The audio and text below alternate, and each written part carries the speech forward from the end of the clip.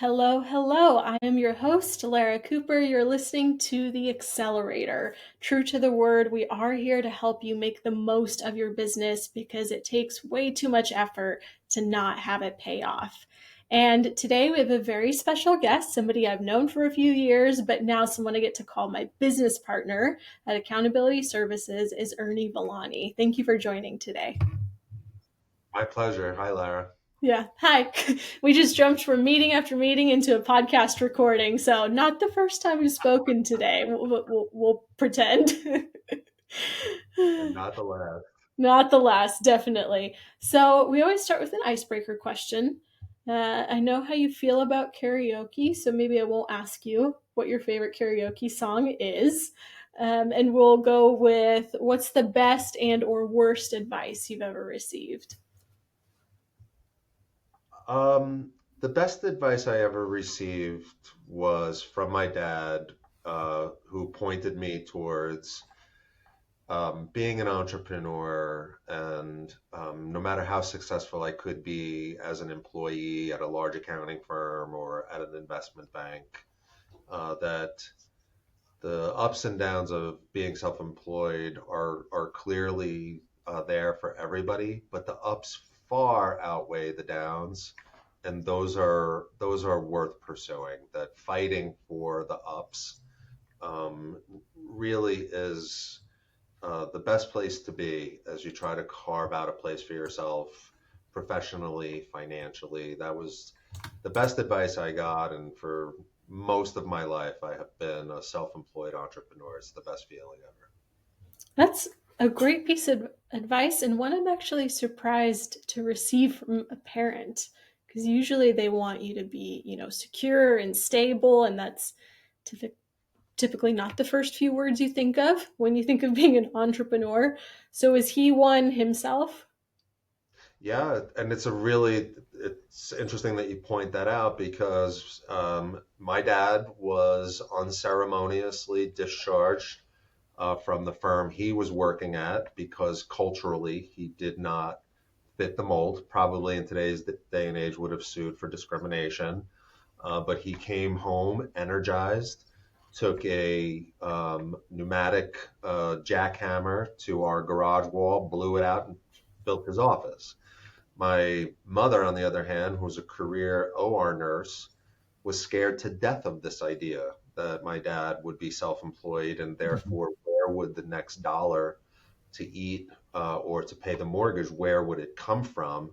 And it actually wound up being what broke up their relationship and ended their marriage because it was just too unsettling for my mother. And so, yeah, it was a challenge, and I'm absolutely thrilled that I listened to my dad. He warned me about all of these risks, but he too has been self-employed ever since that day. He came home, infuriated about being told that he would never make partner, and he did something about it. He took matters in his hands and built a business from scratch. Wow, there's a lot of stories packed into that, I'm sure. Yes. But it can be brutal. To your point, it can be a very brutal experience, but he stuck with it. So he had that spirit and enough confidence in it that he motivated you to stick with it too. Yeah, Yeah, that's indeed. great. So it sounds like he's the one that motivated you to start your business. But once you were experiencing this yourself, having your own business, your own sets of opportunities and challenges, what were some of the first ones that you faced during those early stages? The thing Challenges. that I think that I really feel challenged by then and still feel challenged by now is really figuring out what makes people click. Hmm. That whether you're talking about your team or your partners that help you get work done or your clients, that no one person marches to the beat of a drum of another person. There might be common threads and some, consistencies in certain behavior, but it is not for the faint of heart to try to figure out what drives people to make decisions that they make and how to bring value to a unique personality, a unique business owner type, And that riddle is never a silver bullet. It takes a nearly perpetual approach to understanding what makes people click, and that is a challenge worth working on, right? That's beyond technical, and tax or accounting driven, but connecting with people around what they're after when they pursue a professional relationship like this. Mhm. I feel Where like do they there's want to not be? much hope for the rest of us because looking from the outside in, it seems like you have that all figured out. So if you still see it as a challenge, then it's going to be a little difficult for us. So what have you? I mean, have you figured out anything that helps you approach those challenges faster today than you did 20 years ago? Oh, absolutely. And so much can be said about why this partnership has happened. And no longer are we really accepting the status quo or minimal standards. We are now approaching all of these relationships in a proactive way that includes fundamentals and building blocks around relevant and reliable accounting. That the value, right, the devil's in the details, and the details that we're dealing with now are your financial statements. That playing the role of a historian has no value, not nearly the value that it's had for 100 years, and that tools and process and developing intuitive, curious, energetic teams, right, to develop this prescriptive mindset and to get people to work with us over things that they want to make happen versus what happened. That's a that's a house on fire level of excitement to meet with people and to work with them.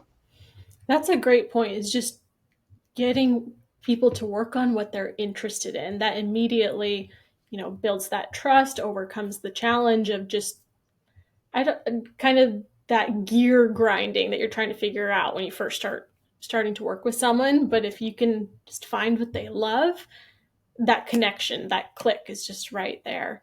And even with our clients, when you have that transparency, when you kind of settle into the comfort of just having a transparent conversation with clients and with team members, it's so much more productive, right? If you're Absolutely building it right. on trust Yeah. and transparency.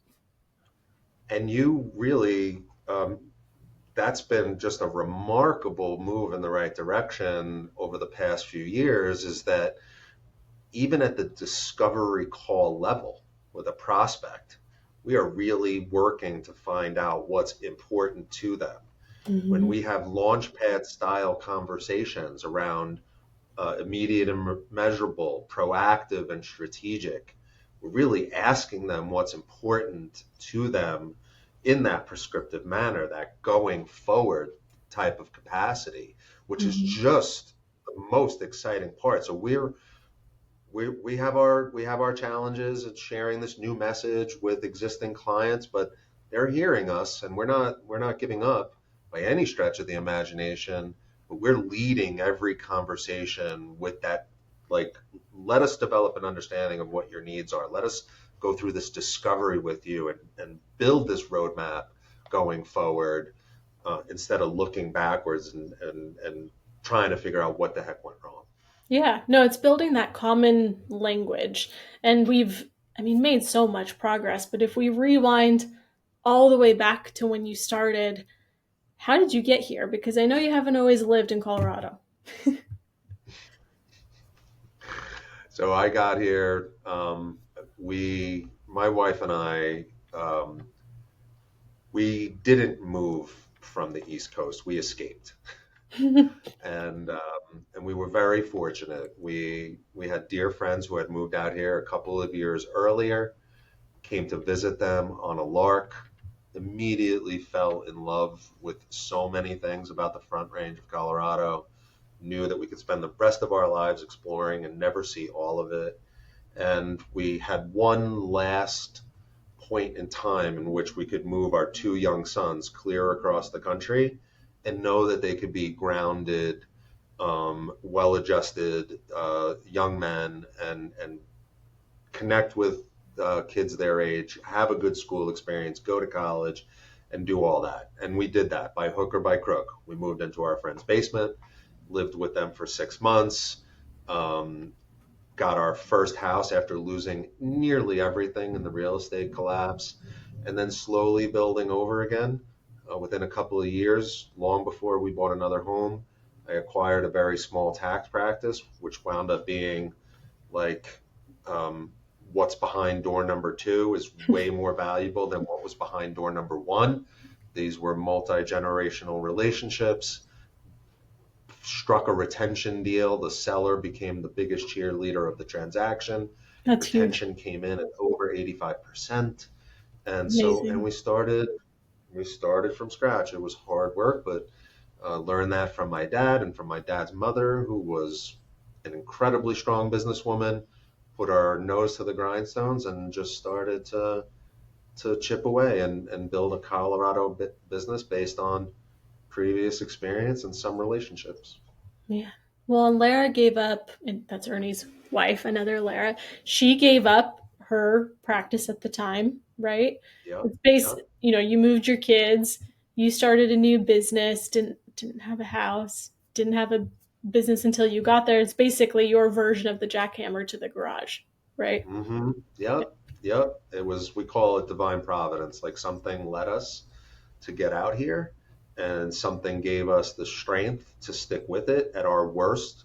We were spending $3,000 more per month than we were making, living off savings for about 2 years. Came this close to having to pack up because the one thing that's true is we did not own a house in Colorado, but nearly 2 years later, we had an empty house in New Jersey that we Mm-hmm. still couldn't sell. That we could go back to, tuck our tail between our legs, and go back to our old lives.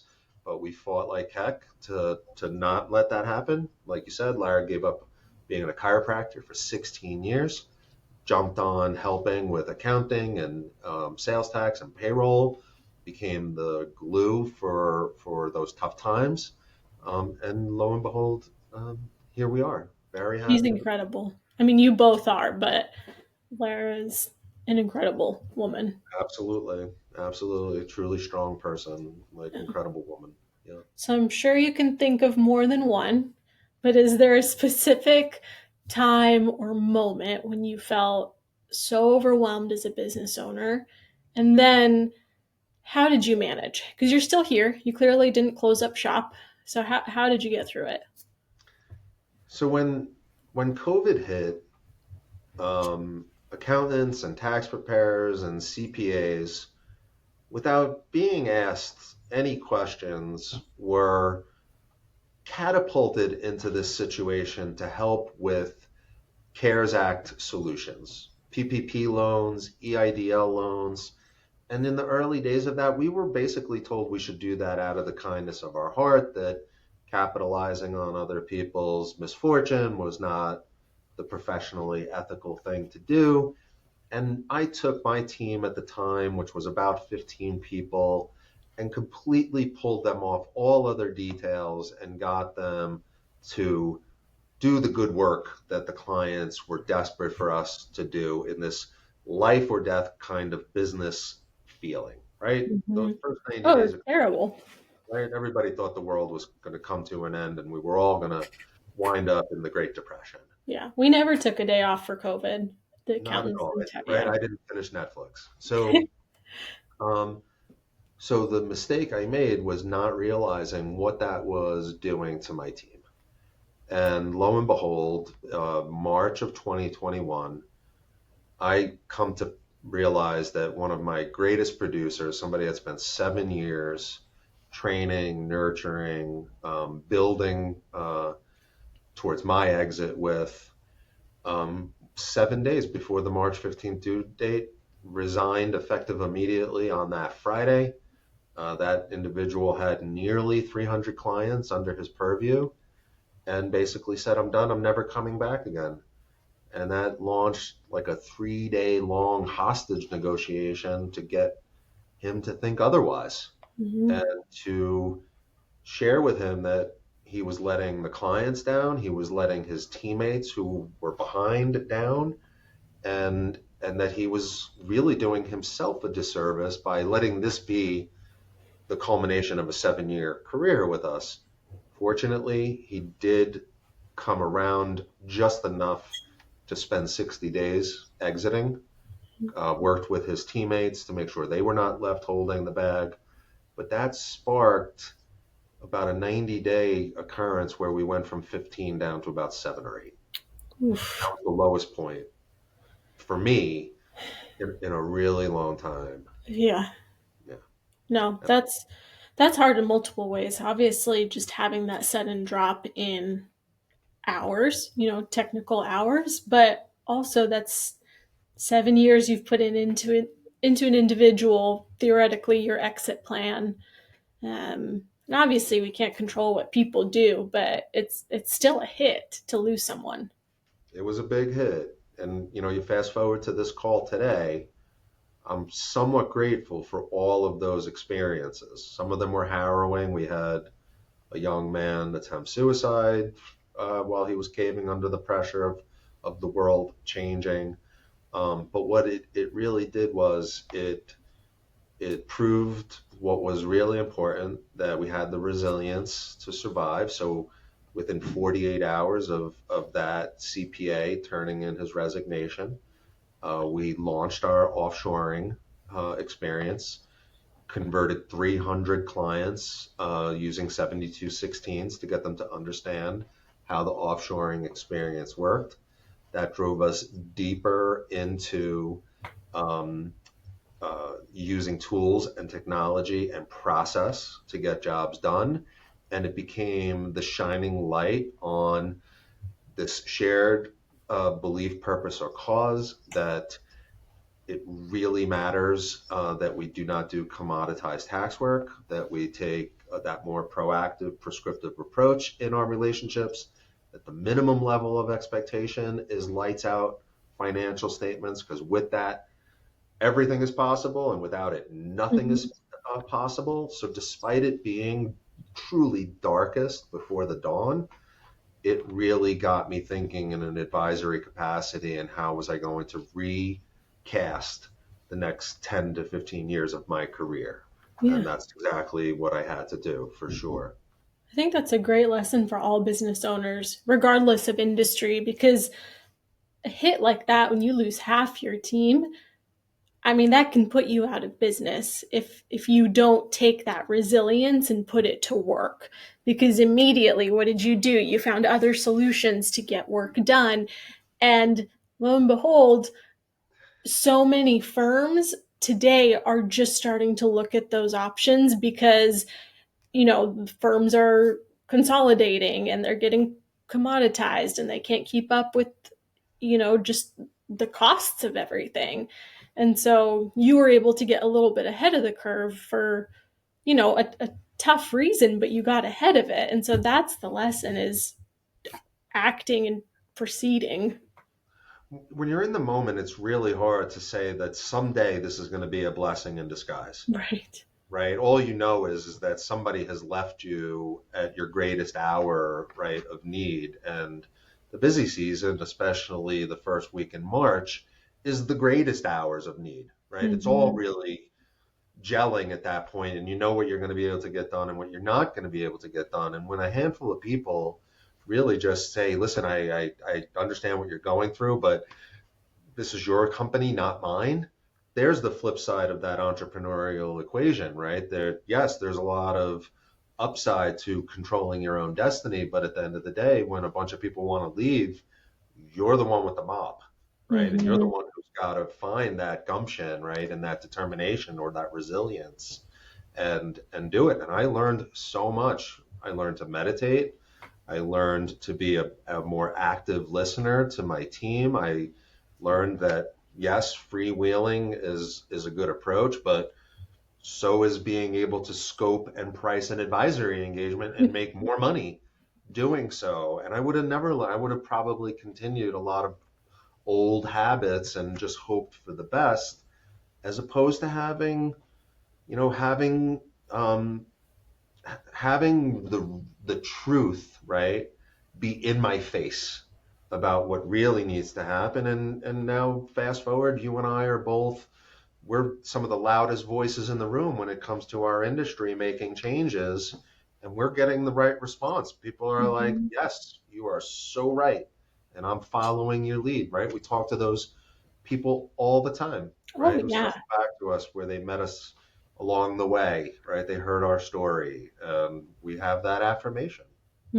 Absolutely. And I do want to make the point too that even though we're considered loud voices in the industry and, thought leaders, we're going through growing pains ourselves. We still have these painful entrepreneurial moments, days and weeks, where it's just like, okay, we got to work through this. What do we do next? What do we do next? Yeah, exactly. So you learned how to exercise more regularly, how to meditate, how to take better care of yourself.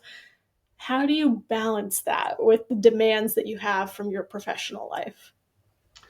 You have to be willful about it. I think that the path that we're on now, where we have company and departmental and team-based OKRs for the work that we do, we're also sharing our personal OKRs because we do believe that there's going to be a greater level of success if we've shared that with people who are interested in holding us accountable Mm-hmm. in a great way. I think you're struggling, or I support your goal and I'm cheerleading you, right? And that really helps, right? Stating those objectives and those key results for everybody to see, because the percentage for success is way higher when the world sees what you're working on. That's true. Yeah, just being intentional and sharing those goals. Because the day is going to pass no matter what. We have to take care of ourselves if we expect to be resilient. Mm-hmm. Yep. And having it out there and having it written down and having great partnerships, both internally and externally, to be pulling and pushing each other along every step of the way during what is a challenging emotional experience. It's money, it's people's money, right? It's us helping them with it. It represents the potential for the rawest of emotions for and to share with us and to bark at us about it. I know. Quit barking. I'm gonna have Carson come grab this puppy. Give me a second. We're gonna cut this out. 1 second. He was sleeping great for the last 2 hours. Come Really? here, miss.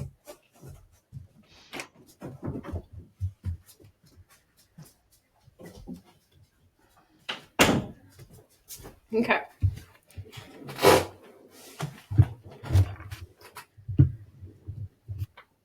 Okay, final two questions for you, and I'll end with the more exciting one last. Do you have any advice for business owners? I have a lot of advice for business owners. We can make this top 10 if necessary. I would just, the thing that I come away with through many of the experiences, both internally and externally, is that having a plan, having any plan, right? Even if it Mhm. is what General George Patton said, right? A violently executed plan today is better than a perfect plan tomorrow. Have a plan. Create those objectives and those stated key results, and use data, right, to measure your decisions. Take it out of the emotional range, out of your heart, and put it on paper, and use it to hold yourself and use it to hold your team, and vice versa accountable. That a plan matters. That freewheeling it is kind of fun if you're whitewater rafting, I guess, but even whitewater rafters have a plan for a raging river, right? So have a plan. That's a great point. Great piece of advice. Okay, last question. What are you most excited for next? I'm really most excited for this mindset that we talk about so much now. And sometimes it sounds like buzzword bingo, I'm sure, but I'm never going to stop preaching that the predictive and the prescriptive mindset must be adopted because 100% of business owners are going to exit their business. And those are some of the most exciting conversations that you can have.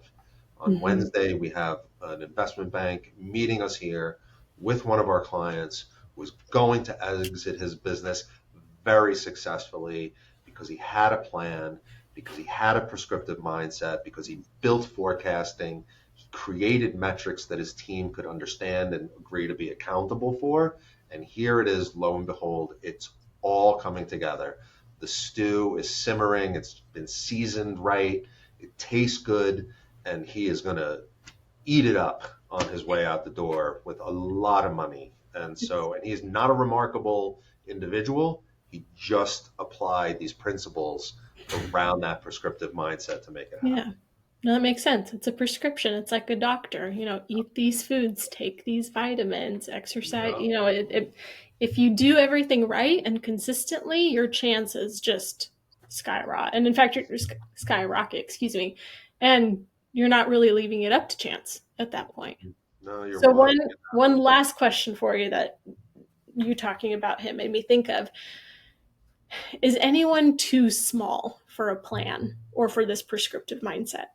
No, that's what makes this fascinating. All right, we're going to meet with a very small owner operator dentist, right, who very late in life has decided to adopt a prescriptive mindset after years of coaching just on the principles, right? The core accounting things, right? Getting her to understand tax planning. And now, even as a sole proprietor dentist, she's now looking forward towards her exit and how she can control the outcome and how we can work with her, devise those drivers and assumptions that she knows have to fall into place in order for her to exit 5 years from now, 10 years from now, 7 years from now, whatever number of years. And she's very small, all the way to people who have not generated a dollar in revenue yet, right? If you are a startup and you have raised capital to build a successful business, you should have a financial plan. You should have drivers and assumptions long before you realize you've burned through all your investor capital and have to ask for more, or you've run out of the capital assets that you need to buy more equipment or to hire people. Earmark the right amount of money to go through this process. So whether you're old in business, young in business, doing very well, doing not so well, we've used this process, Blair, to help people tie up something that's not working so that maybe they only lose $1,000 instead of $100,000. It's And so true. even that is an opportunity to be thinking in this way, even if you're going to be winding down an opportunity or a business that just is not what you thought it would be or where it used to be. Mm-hmm. Yeah, no, great answer. Thank you. I think that'll help everyone appreciate the need for a plan at any size. So, okay. Well, thank you for joining, Ernie. We're coming up to the 30-minute mark. Once again, you're listening to The Accelerator, and until next time, Thanks, Laura. thank you.